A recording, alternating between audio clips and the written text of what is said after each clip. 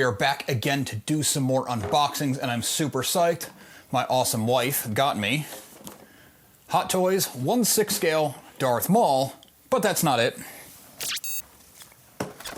Iron Studios 1/10 scale Darth Maul. So we're going to do a double Darth Maul unboxing. We'll start with the Iron Studios. They go pretty quick, and then we will spend a load of time getting into the Hot Toys of it all and going through every accessory that it comes with, every option and every detail. I'm pumped. Love Darth Maul, his iconic entrance in the Phantom Menace, even though he was, I don't want to say one-dimensional like it's a bad thing, because he was just the out-and-out villain, and that was awesome, and he was such an intimidating look, such an iconic look. The revelation of the double-bladed lightsaber. I was 14 years old when that movie came out. Kind of the perfect time to be introduced to Darth Maul. And then the way his story goes so much deeper, him taking over the crime scene, well, him clawing himself back from death, using dark side magic, getting robot legs, becoming this much more three-dimensional character. It was just absolutely amazing everything they did. And then George Lucas's plans to bring him back in his version of the sequel trilogy that we would have gotten had he not sold, which would have been really cool, with Maul running all these crime syndicates and just taking over the galaxy. Absolutely incredible. I realize I can't talk and unpack at the same time, otherwise you're going to have to deal with that horrible crinkling sound in the microphone. There he is in all of his awesome glory. For those of you who don't know, or if you're new to collecting, the Iron Studio stuff and the Hot Toys stuff is very different in quality. Still both very, very good quality, but the price point is very different, so therefore what you get is very different. You can see it's a nice sculpt, you can see some detail on Maul's face, the folds in the fabric look great, all the deep blacks, but the belt, the boot detail, those things are a little bit on the basic side, only when comparing it to a Hot Toys. Comparing it to like a Black Series or something, it's a night and day difference. And then you go from the Iron Studios to the Hot Toys and you get that difference again. That is not to downplay this at all. I mean, look at his face, look at the robes, even on the boots where it is one sculpted piece, you can see the detail, the stitching, the buckles. It's all there, it's all fantastic. But you'll see what I mean when we get into the Hot Toys. Another difference with the Hot Toys and the Iron Studios is the Hot Toys you generally have one way to set up the figure. He's got a peg on his foot, it goes into the base. Nice quality solid base, which is very good. I like when the bases are real heavy so that they don't fall off the shelves. You could probably hear the cat there knocking stuff off my desk.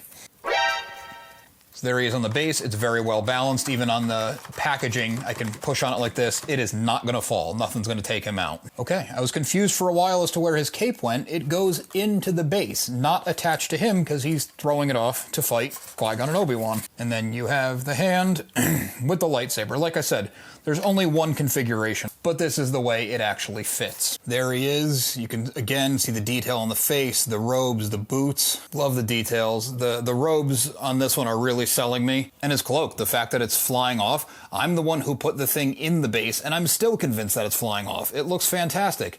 Even look at this base. Not only does it have a good weight to it, but the details they put into that. I mean, a lot of the bases don't have nearly this kind of detail. They really went for it in this one, and I'm glad because I love Darth Maul.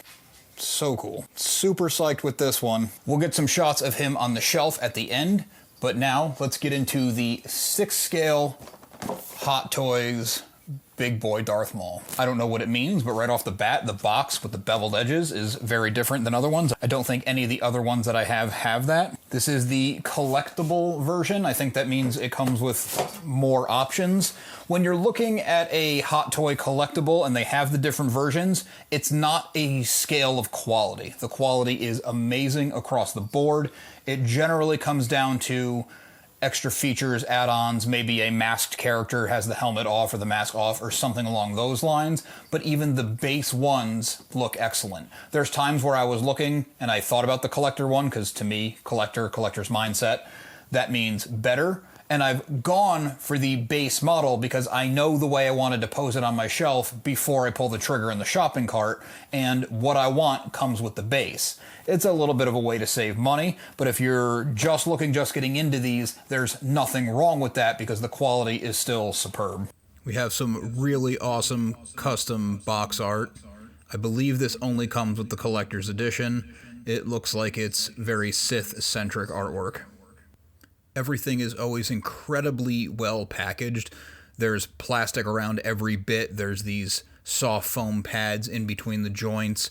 The character even sitting inside of the container. Everything is solo packaged, so there's never been a scuff or a paint chip. I've never seen a nick in the clothing or the faux leather. Even the boots here being wrapped in individual feet. It's actually almost too good wrapped. I can't get it off. I'm always a little hesitant on using scissors to these. If I put a nick in the fabric, I'd hate myself for it, but I'm psyched to get this thing unboxed, so let's go. You can see here in between the wrist, the hand has this ball and socket joint. That's exactly what I was talking about. There's even plastic in there to help the wrist not hurt the arm. You got the batteries there, so I'm guessing his lightsaber lights up. This is extra ball and socket joints. That's what's going to hold him up. Here's the base to put him on. And we have extra hands, extra arm with the lightsaber that probably has all the light up components in it. The different lightsaber positions where it's still or the swinging one. I've tried the swinging one on a couple figures and I never kind of get it right, but we're going to give it another shot today. There's his actual hood, I believe. Yep, that is his hood. And we have some optional hands and another bracer. We got options. We're going to have to get into this instruction booklet. Before we get into the instructions, let's take a look at all the stuff that we had to take off just to get the packaging off. His belt, it feels like leather.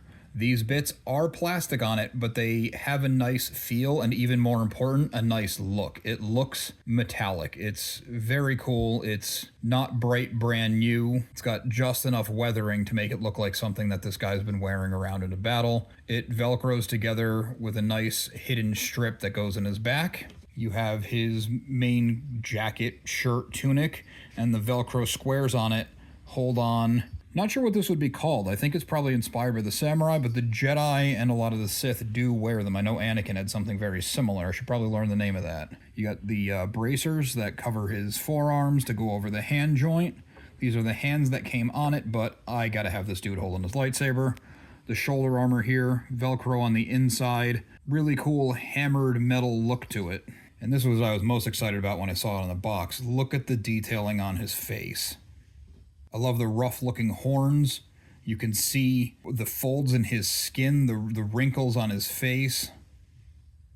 The eyes look incredibly intense. His yellowed teeth. And a lot of them now have, this is the back of the eyes. There's a little tool that it comes with so you can actually aim his pupils where you want them.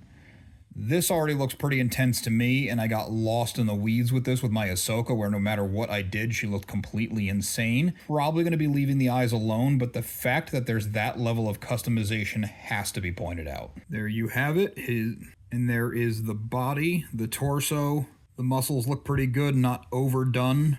The tattoos look amazing, down to the pants, and his robot legs, where again, the look of the metal is so cool. Oh, I missed these. Those were more protections to take off. It blended in so well. Even did the back of the figure just in case. You can even see in the light there how much of the musculature they got on his back. This is really, really doing the character justice.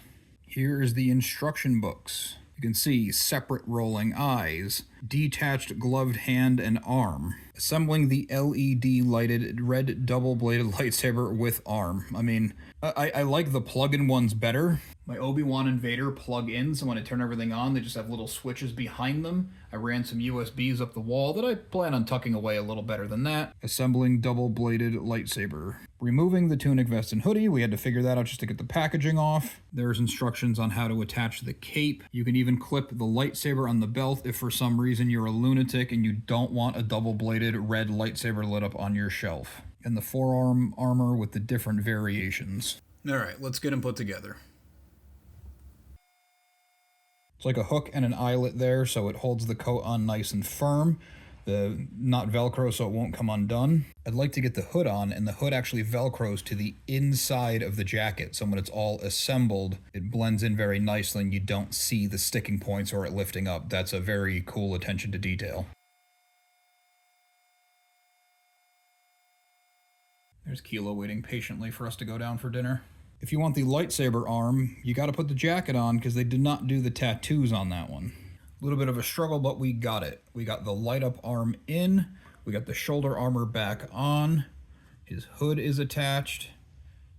He is dressed and ready to go when he has another hand and a head. This is pretty cool. Usually the heads go on with a post where you have to push it and snap it in.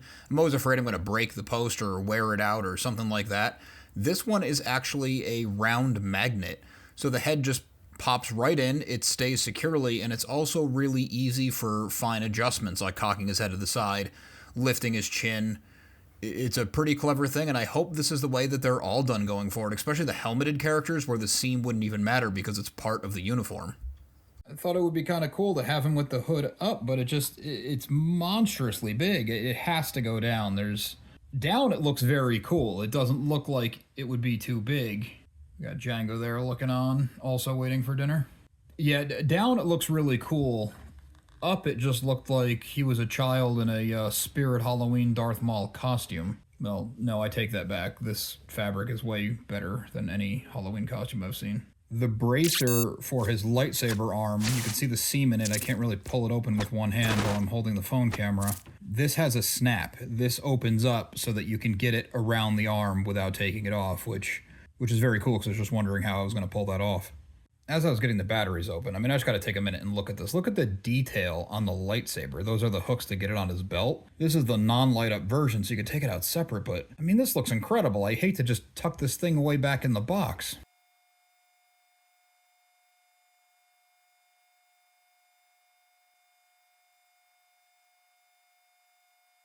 I don't think I did a close-up on the droid legs, but they look great. Again, look at the texture. It's almost like that hammered look, even though it doesn't have the texture to it with the shoulder pads, and then the sleek black on the inside, and you even have the knee joint there, which serves as a knee joint, so I'm sure the toy designers loved that because it's built into the character to have it. Same thing with the ankles. It very logically works, and they work like ankles. I'm liking where the hand is. I'm liking where the backhand is. This will be held in place a little better once we get the belt on, but I'm fighting with so many things, I just kind of want to get him standing without that. The feet are the only place I'm not too sure on. I feel like the front leg, the lead leg, needs a bit more bend in it, and the back is just kind of floating. Here's the other one coming in looking for dinner. We have Darth Maul, Clone Wars version, but as done by Ray Park, so best of both worlds, looking really awesome. And despite the issues I had putting him back together, quickly thinking he's becoming one of my favorites. I love the character, I love the villain, I love the design. The neck looks a little odd from that angle, but he's going to be on the shelf from that angle, so that is just fine. It's a subtle effect on the lightsaber. I hope it's coming through right. I tried to get him out of the lit up background. You can see here at the edge on the right and the top part and the bottom part, it's where they really stand. There's a thicker part in the plastic so you can really see the arc. I think this is pretty incredible. The only downsides that I have is the base is pretty flimsy. The light is by battery. I like USB better. That Vader and Obi-Wan can stay on, no problem. But you also have to take the bracer off of his arm to turn it on, which means you have to repose the figure every single time you want to see it lit up. And then again, you have to repose the figure every time you want to turn the blade on or off, which is a little bit annoying. In doing that, the belt was on upside down for all the early shots. This is how it's supposed to be. You can see where the lightsaber would fit in and hang down, not up. Those small complaints aside, absolutely love it. Still up there as one of my favorites. I probably say that every time because they're all just so freaking cool. Knowing about those little things would not stop me from buying it if I had not already got it. This was very cool. Huge shout out to my wife for the excellent choices. We'll get them up and do some final shots.